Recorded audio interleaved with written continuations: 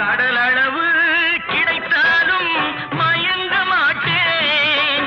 அது கையளவே ஆனாலும் கலங்க மாட்டேன்.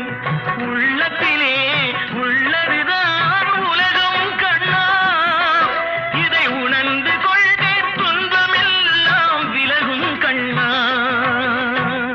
உணர்ந்து கொண்டேன் துன்பமெல்லாம் விலகும் கண்ணா.